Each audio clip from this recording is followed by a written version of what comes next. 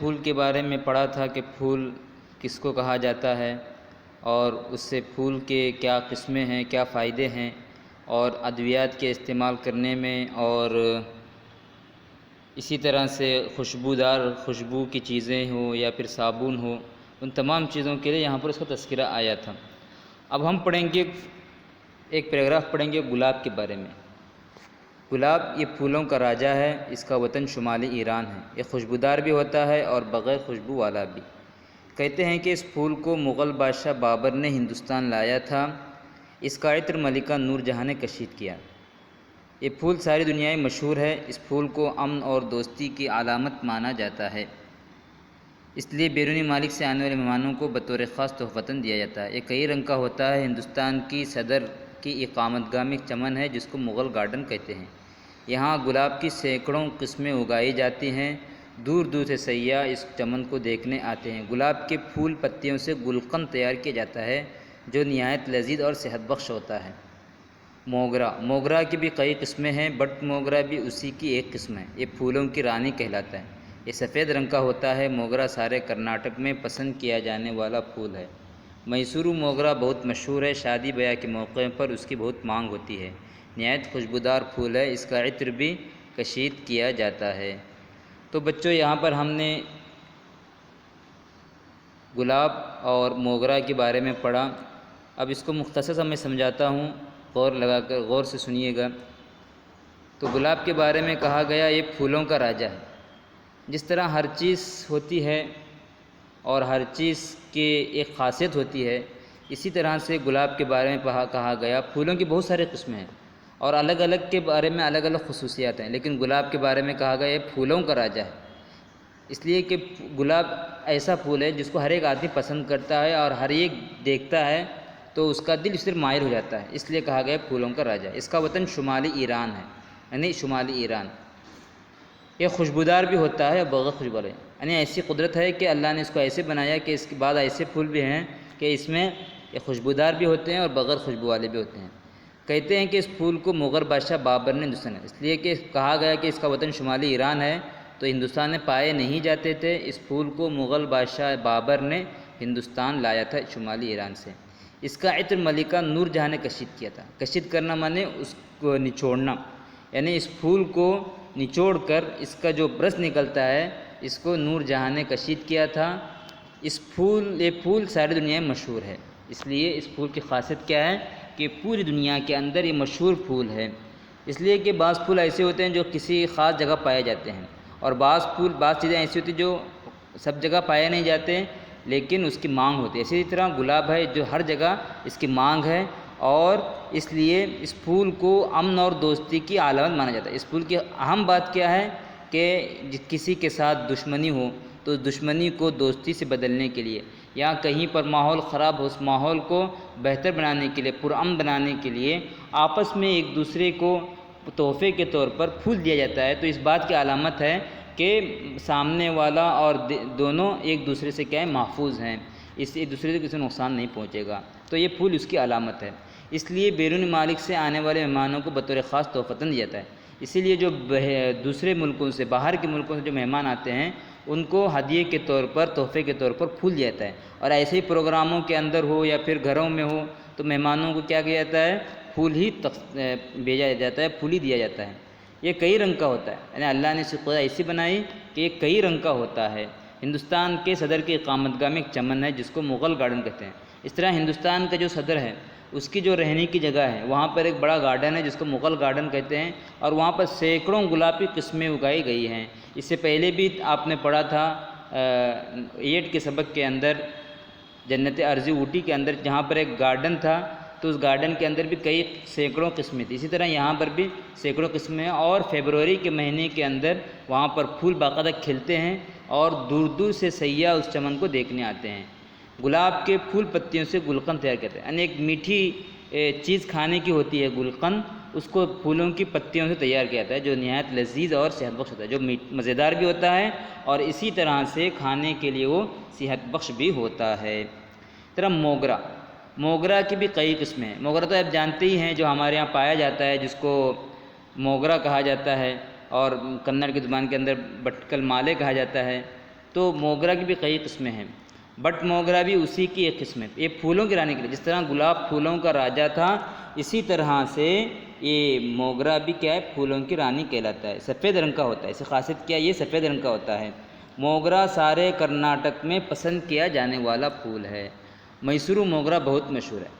تو موگرا جو ہے یہ پورے کرناٹک میں پایا جاتا ہے، اس لیے کہ شادی بیاہ میں عورتیں زیادہ تر پہننے کے لیے اسی پھول کو استعمال کرتے ہیں۔ اور آج کل کے دنوں کے اندر یہ ایک ہاتھ کی قیمت تقریباً 1000 روپے ہے، اور عام دنوں میں اس کی قیمت ایک ہاتھ کی 10 روپے ہوتی ہے، اور پورا جو اس کے جس کو چنڈ کہا جاتا ہے، پورا جو گٹا آتا ہے وہ تقریباً 120 یا 150 کا ہوتا ہے، لیکن آج کے زمانے میں اس کی قیمت کئی ہے۔ تو میسورو موگرا بہت مشہور ہے۔ شادی بیاہ کے موقعوں پر اس کی بہت مانگ، جیسے جیسے شادی بیاہ کا موسم آتا ہے تو اس وقت اس پھول کی بہت مانگ ہوتی ہے، اور جس کی وجہ سے مانگ ہونے کی وجہ سے اس کی قیمت میں اضافہ ہوتا ہے۔ جیسے آج کل کہا میں نے صرف ایک ہاتھ کے لیے 100 روپے ہیں، تو پورے چنڈ کے لیے، پورے اس کے لیے 1500 روپے ہو جاتے ہیں، اور باقی دنوں میں اس پھول کی قیمت ایک ہاتھ کو 10 روپے یا 20 روپے ہوتے ہیں۔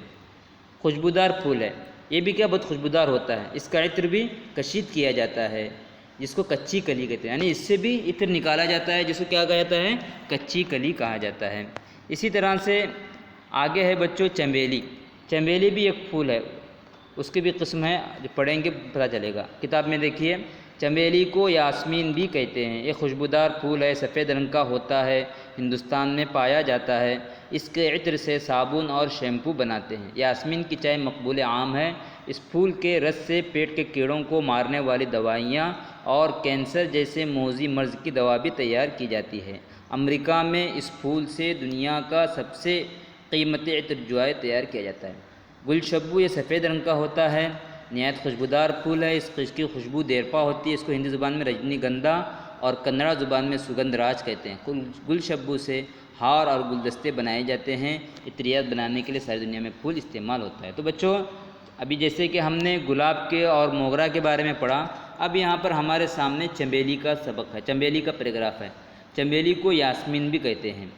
یہ خوشبودار پھول ہے، یہ بھی کیا ہے، خوشبودار پھول ہے، جو باریک ہوتا ہے اور اس کی کلیاں باریک باریک ہوتی ہیں اور پھیلا ہوتا ہے، جسے آپ تصویر کے اندر اس کو دیکھ سکتے ہیں۔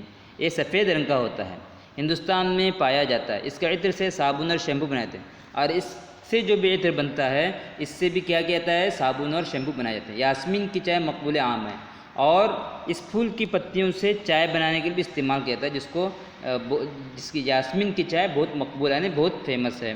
اس پھول کے رس سے پیٹ کے کیڑوں کو مارنے والی دوائیاں اور کینسر جیسے موذی مرض کی دوا بھی تیار کی جاتی ہے۔ تو اس پھول کی قیمت کیا معلوم ہوئی کہ اس پھول سے ایک تو صابن بنایا جاتا ہے، شیمپو بنایا جاتا ہے، اور چائے کے لیے بھی استعمال کیا جاتا ہے۔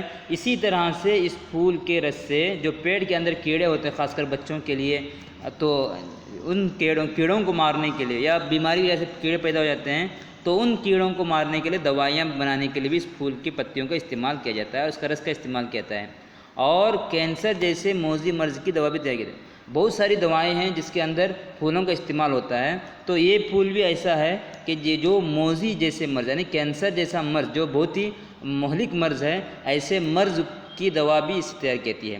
امریکہ میں اس پھول سے دنیا کا سب سے قیمتی عطر جوائے تیار کیا جاتا ہے۔ امریکہ میں ایک قسم کا عطر بنتا ہے جوائے، جس کا نام ہے، تو وہ قیمتی عطر بھی اسی پھول سے بنتا ہے۔ پھر آگے ہے گل شبو، یہ بھی سفید رنگ کا ہوتا ہے، نہایت خوشبودار پھول ہے، اس کی خوشبو دیرپا ہوتی ہے، جسے آپ تصویر میں دیکھ سکتے ہیں، یہ اس طرح یہ والا تو خوشبودار پھول ہے، اس کی خوشبو بھی کیا ہوتی ہے، دیرپا ہوتی ہے، یعنی بہت دیر تک رہتی ہے۔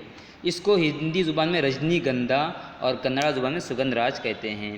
گل شبو سے ہار اور گلدستے بنائے جاتے ہیں۔ اسے کیا کہتے ہیں، گلے میں ڈالنے کے لیے ہار، یا پھر مہمانوں کو ہاتھ میں دینے کے لیے گلدستے۔ گل کے معنی آتے ہیں پھول کے، اور دستے معنی ہاتھ، یعنی گلدستے، ہاتھ میں دینے والے پھول، جیسے جو بہت سارے 3-4 پھول ملا کر اس کا گٹا بنا کر دیتے ہیں۔ عطریات بنانے کے لیے ساری دنیا میں پھول اس طرح یہ عطر بنانے کے لیے پوری دنیا کے اندر یہ پھول استعمال ہوتا ہے۔ آگے ہے بچوں چمپا۔ چمپا یہ پھول انڈونیشیا سے ہندوستان آیا، یہ کرناٹک اور ہمالیہ کے مشرقی علاقوں میں زیادہ پایا جاتا ہے۔ یہ سفید رنگ اور زردی مائل نارنجی رنگ کا ہوتا ہے۔ یہ ہندوستان کے تمدن کا ایک حصہ ہے، اس کو مذہبی تہواروں میں بھی استعمال کیا جاتا ہے۔ یہ نہایت خوشبودار پھول ہوتا ہے، اس کی خوشبو تقریباً 100 فٹ کی دوری سے محسوس کی جاتی ہے۔ جیسے یہاں پر آپ دیکھ رہے ہیں یہ پھول، تو چمپا کے سامنے، چمپا تو ہم لوگ آپ جانتے ہیں بہت سارے گھروں میں بھی یہ پھول ہوتا ہے، تو یہ پھول انڈونیشیا سے ہندوستان لایا ہے۔ یہ کرناٹک اور ہمالیہ کے مشرقی علاقوں میں زیادہ پیدا ہے، یہ تو یا تو کرناٹک میں زیادہ پایا جاتا ہے اور اسی طرح سے ہمالیہ کے علاقوں میں، مشرقی علاقوں میں زیادہ پایا جاتا ہے۔ یہ سفید رنگ اور زردی مائل نارنجی رنگ کا ہوتا ہے، یہ سفید رنگ کا بھی ہوتا ہے یا پھر انڈے کی جو زردی ہوتی ہے اس طرح کا ذرا سا ہلکا ہلکا اس کلر بھی ہوتا ہے، اور نارنگی رنگ کا بھی ہوتا ہے۔ تو بہت ساری عورتیں پہنتی ہیں، ہندو کی عورتیں، مسلمان عورتیں، بہت سارے گھروں میں پایا جاتا ہے، اور یہ ہندوستان کے تمدن کا حصہ ہے، یہ ہندوستان کے کلچر کا ایک حصہ ہے۔ زیادہ تر غیر مسلم اس کو استعمال کرتے ہیں، اور اس کو مذہبی تہواروں میں بھی استعمال کیا جاتا ہے۔ ان کے اپنے مذہبی تہوار، جیسے ابھی یہ دیپاولی چل رہی ہے، اس طرح کے الگ الگ مذہبی تہوار ہوتے ہیں، اس تہواروں میں بھی اس کو استعمال کیا جاتا ہے۔ یہ نہایت خوشبودار ہوتا ہے، اس کی خوشبو تقریباً 100 فٹ کی دوری سے محسوس کی جاتی ہے۔ اس کی خاصیت کیا ہے کہ 100 فٹ کی دوری سے ہی اس کی خوشبو محسوس کی جاتی ہے۔ اسی طرح سے گیندا، یہ کم خوشبو والا پھول ہے، یہ پھول سارے ہندوستان میں اگایا جاتا ہے۔ یہ زرد اور نارنجی رنگ کا ہوتا ہے، اس کو مختلف قسم کی دوائیاں بنانے میں استعمال کیا جاتا ہے، اس کو مذہبی تہواروں میں استعمال کیا جاتا ہے، غذائی اشیاء اور کپڑوں کو رنگنے میں استعمال کرتا ہے۔ جاسوت، یہ نہایت دلکش پھول ہے، اس کے مختلف رنگ ہوتے ہیں، یہ کم خوشبو والا پھول ہے۔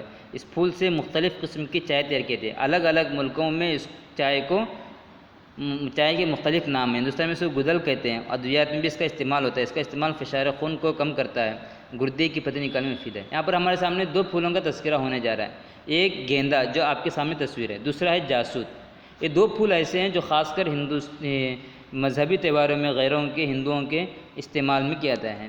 ایک تو یہ پھول دیکھ رہے ہیں، آج کل دیوالی وغیرہ کا موسم ہے تو بازار میں جائیں گے تو نیلے قسم کے، یہ پیلے قسم کے اور لال قسم کے، یعنی نارنجی رنگ کے پھول پائے جاتے ہیں، تو اسی طرح کا یہ پھول ہے۔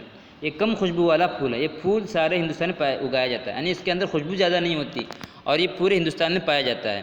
یہ زرد اور نارنجی رنگ کا ہوتا ہے، یا تو انڈے کی زردی کلر والا ہوتا ہے یا نارنگی کلر کا ہوتا ہے۔ اس کو مختلف قسم کی دوائیاں بنانے میں استعمال کیا جاتا ہے، اس کو مذہبی تہواروں میں استعمال کیا جاتا ہے، یعنی یہ وہ اپنے عیدوں کے اندر سے تیار کرتے ہیں، یہ استعمال کرتے ہیں۔ یہ دیکھیں گے آپ مورتیوں پر لگانے میں یا پھر کسی کو ہار پہنانے میں اس کا استعمال ہوتا ہے۔ غذائی اشیاء اور کپڑوں کو رنگنے میں استعمال، اس طرح غذا کی اشیاء کی جو چیزیں ہوتی ہیں یا کپڑے ہوتے ہیں اس کو کلر کرنا ہوتا ہے تو ان پھولوں کا استعمال کیا جاتا ہے۔ اس طرح جاسوت، جیسے آپ دیکھ رہے ہیں جاسوت آپ کے سامنے ہے، یہ آپ دیکھے ہوں گے اکثر ایک دم بالکل ڈارک لال کلر کا جو ہوتا ہے، جو غیر ہندوؤں کے گھروں میں ہوتا ہے، جو پوجا پاٹ کے لیے بھی استعمال کرتے ہیں اور عورتیں بھی اس کو سروں پہ پہنتی ہیں۔